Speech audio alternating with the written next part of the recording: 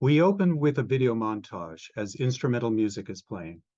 At the same time, Miriam enters from stage right, carrying her book script. Narrator enters from stage left with a music stand. He sets it up for her. She places the book on the stand.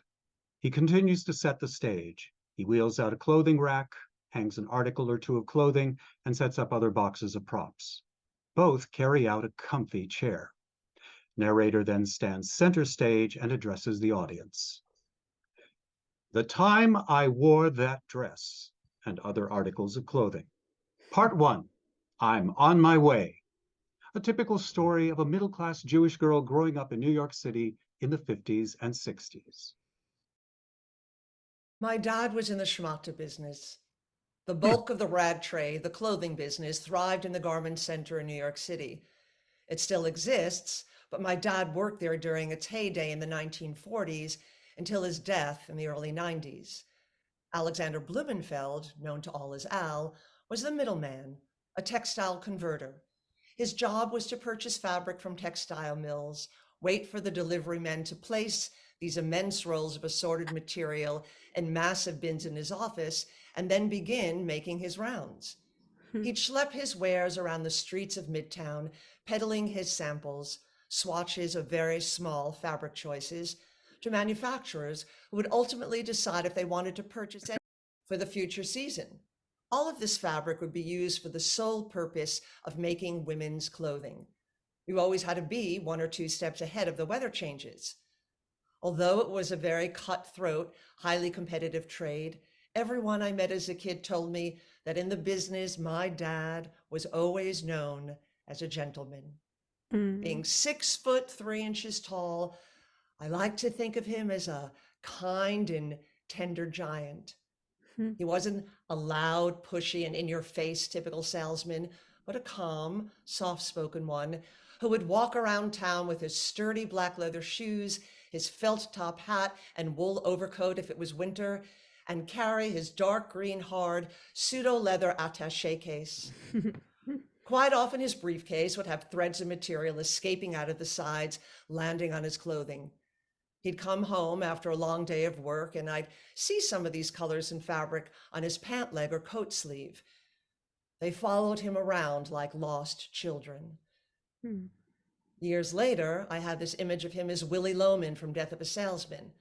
My dad didn't suffer what Willie did, but I saw parallels, both trying tirelessly to put food on the table for their family. He had his reliable customers who depended on and respected him, but he still needed to regularly peddle his goods in search for the constant yes. Narrator enters, dings a bell, and a music cue plays. A special night. Today is your day. Your mountain is waiting. So get on your way. Oh, the places you'll go. Dr. Seuss. Miriam is 7 years old. Pseudo-dancing, more jumping around and adding butterfly movement as a quick medley overture of South Pacific, Rodgers and Hammerstein, plays loudly, Then in the background, as she speaks and moves in her own private space, as if she's performing for the world. Hello, everyone. This is me, Miriam, in my quilted robe of red, yellow, green, and beige. Inside is a pale yellow tie, which makes me feel like a cocoon caterpillar ready to turn into a butterfly. I'm going to be a ballerina when I grow up, or a model, or a movie star. Tonight's not just any other Saturday night where we watch the Jackie Gleason show. No, tonight I'm going to meet my sister Rachel's most fabulous fifth grade teacher of all time, Mr. Unterberger. Unty, as all the students call him. He's the most popular and well-liked teacher in a whole entire elementary school. Rachel says he pushes his students to be the best they can be, making sure they live up to their full potential. I want him to see mine. I'm ready to greet my subject, to welcome him to a royal visit. Doorbell rings. Rachel, Mr. Unterberger is here. I can't believe he's wearing a button-down shirt with no tie. Please come in, come in. We're so happy you could make it. Thank you so much for the candy and flowers. We really appreciate you making the time to visit us. It is my pleasure, Mr. and Mrs. Blumenfeld. And it's especially nice to see you, Rachel. Thank you for inviting me. You're welcome. And you must be Miriam. Hello. We hear Miriam's thoughts. I hope Rachel remembers the pact we made. She escorts him to sit in the best throne chair closest to the television. She's sitting in the other big flowered chair. Ah, they look like Queen Celeste and Babar the Elephant King from my Babar books. One day I too will be sitting in my sister's spot. Appetizer's done, dinner time, yum, and finally we are done. I hear my inner drum roll. Mr. Unterberger, I know your class performed Iolanthe, and it was written up in the New York Times. That was so swell. I played a fairy in it. I know, but tonight I'd like to perform for all of you. I hope you like it. I want to be sure he casts me as the lead when he becomes my fifth grade teacher. Whenever I feel afraid, I hold my head erect and whistle a happy tune so no one will suspect I'm afraid. While shivering in my shoes, I strike a careless pose and whistle a happy tune, and no one ever knows I'm afraid. Happy talky talky, happy talk. Talk about things you'd like to do. You gotta have a dream. If you don't have a dream, how you gonna have a dream come true? If you don't talk happy and you never have a dream, then you'll never have a dream come true. That was so delightful. I hope to have you in my class in the next few years. Oh, goody, goody. I hope so too. Thank you so much for coming. Miriam runs around at a frenetic ballerina pace, exhausting herself into a little sleeping beauty puddle on the floor and falling asleep in her regal bathrobe, right in the middle of their tiny living room floor where they entertain. That night while dreaming, she hears applause. My mom worked along with my dad in the schmata business. She was the official bookkeeper, the organizer, the office manager. That was the extent of their staff, except for Steve, the delivery guy and occasional salesman who had a major leg discrepancy and seemed to pathologically lie in order to make up for his malady. This drove both of my parents nuts, but they all seemed to plod along, this motley crew churning out a successful business. My mom would wear her signature office attire of navy blue or gray thick corduroy pants when pants became the norm, with a thin leather belt, a button-down tailored striped shirt, and a knitted V-neck wool vest, all color coordinated to match. With a small necklace dangling from her neck, and her hair in a small bob, which went from brown to fake blonde the older she got. A wedding ring on one hand and her green jade ring on the other, she'd click away at a rat-a-tat-tat speed on the atom machine, then open the large ledger, and with a pencil, she'd smoothly and deftly write the numbers down, keeping everything in order. All of this efficiency was somehow orchestrated at her very cluttered desk, which was filled with tons of assorted size scrap paper. These were my dad's important scrawled notes of current and potential clients. She tried to help him sift through this messy pile so he could remember to call back so-and-so and make an appointment to meet with their firm. Some would be in plain sight, others hidden underneath fabric books, invoices, magazines, food cartons, and anything else that could be squeezed onto her large brown wooden desk. The place was such a loving, busy mess, she needed to be as precise in her bookkeeping as she could get. I always marveled at how they got along, rarely fought. My dad would occasionally get exasperated and irritatingly say, "Natalie," and she would snap back. But it ended as quickly as it started. Part of the reason their arguments never snowballed was that she was kind, smart, diligent, and had great handwriting. Without her, my dad would be lost. Then again, my mom wanted to be found. My parents met at Lake Opakon in New Jersey back in the mid-40s, right before he went off to fight in World War II. This was the scene for young people where they gathered for sun, fun, escape from city life, and the potential to meet the person of their dreams. Natalie and Al arrived separately with their own small posse of friends and left knowing they would get together soon. The dating began, the marriage, and after a short stint in the hospital with jaundice from a shrapnel war wound, he came home to help my mom give birth to my sister Rachel, and 3.5 years later, to me.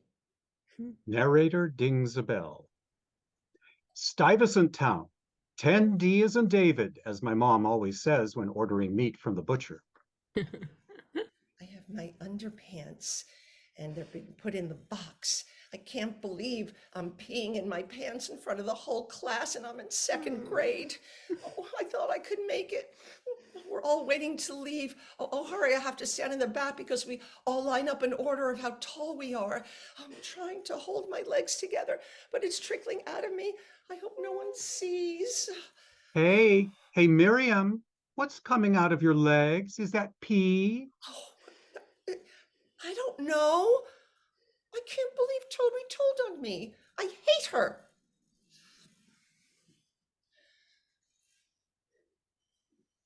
As she walks off, she dings the bell this time. 2 years later, Stuyvesant Town. 10D as in David, as my mom always says when ordering meat from the butcher. Mom, I have to write a book report and I don't know how to begin. You're creative. You'll think of something. Oh, I hate my 4th grade teacher, Miss Wiener. You should only know we call her Miss Wienerhead behind her back. Maybe I'll practice doing my book report as Miss Wiener to show her what a real Wienerhead she really is. Oh, I had my hair clip, it got lost, but here you go. All right. Ooh. Okay, class, I need everyone to settle down and be quiet. That means each and every one of you. Your homework assignment, which is due on Friday, is to present an oral book report describing where you live and at least one activity you enjoy doing there. Give as much detail as possible. Oh, I could glue my pictures on oak tag. The narrator holds up an oak tag poster board of a photo of Stuyvesant Town while she uses a pointer or ruler. Stuyvesant Town, Peter Cooper Village, is a middle-class oasis on the Lower East Side of Manhattan. Stuyvesant Town goes from 14th Street to 20th Street and from First Avenue all the way to Avenue D, the farthest east that one could go in downtown Manhattan.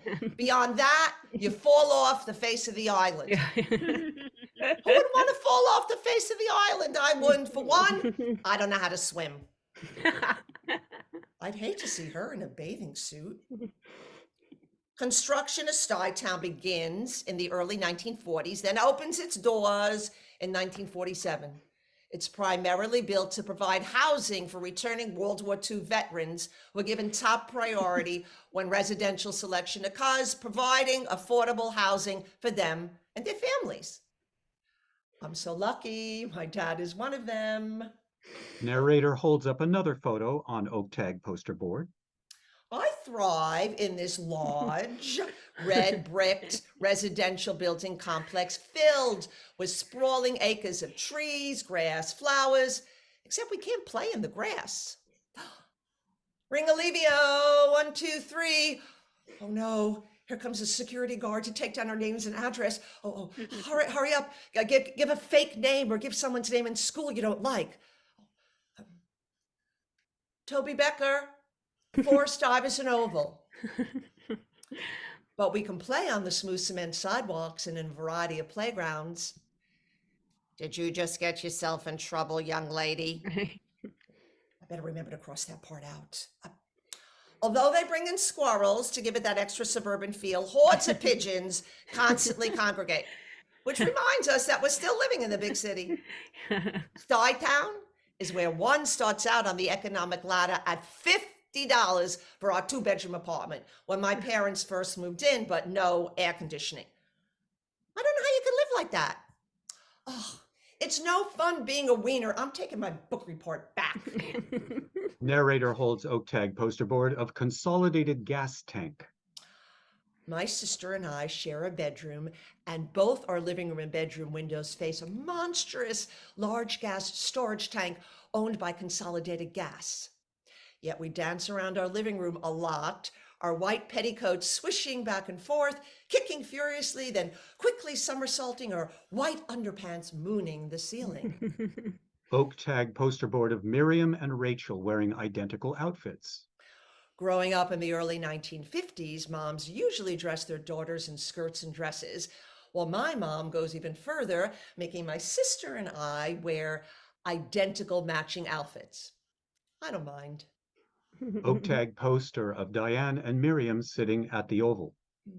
The main gathering hub is Stuyvesant Town Oval, a large cement-shaped oval where 3 fountains continually spout water. Okay, I'm done, Miss Wiener. How do you think I did on my book report? Well, you certainly do better in writing than you do in your math studies. I'd give you an A. Narrator dings bell. My school, PS 61, Manhattan. Charleston, you'll never believe what happened to me today. Oh, good. Minnie's cooking in the kitchen so she won't hear me.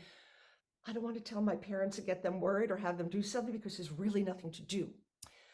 You know, I'm in class 6-1, 6th grade, number 1, and it's supposed to be the smartest group. That's where they put all the white kids, even if they don't deserve it. I mean, David Schwartz is pretty dumb, and he's not in 6-8. Then again, sometimes I'm not so smart either, especially when it comes to math. Drive my mom nuts when she tests me.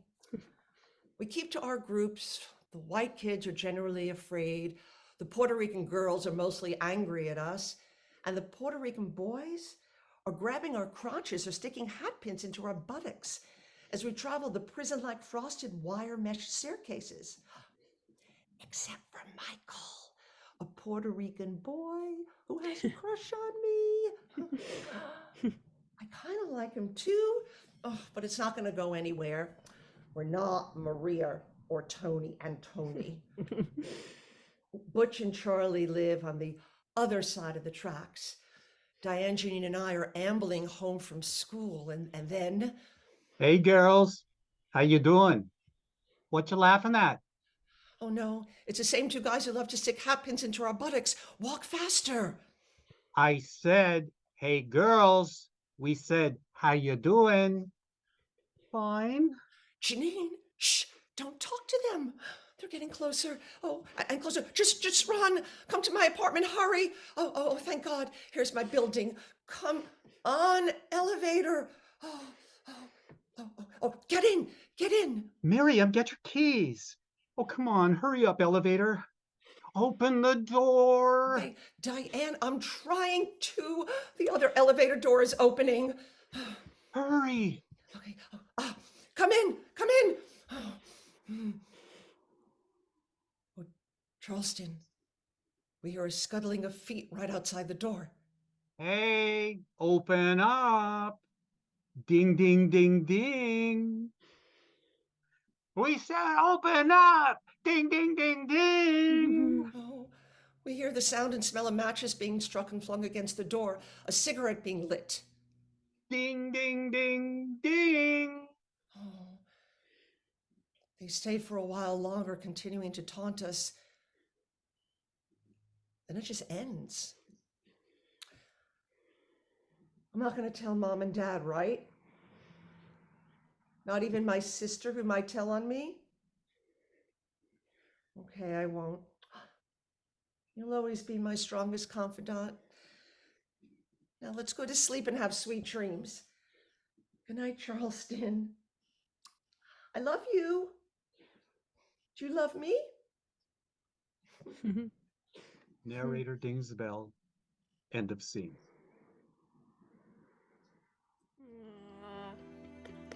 That is it for tonight. Beautiful.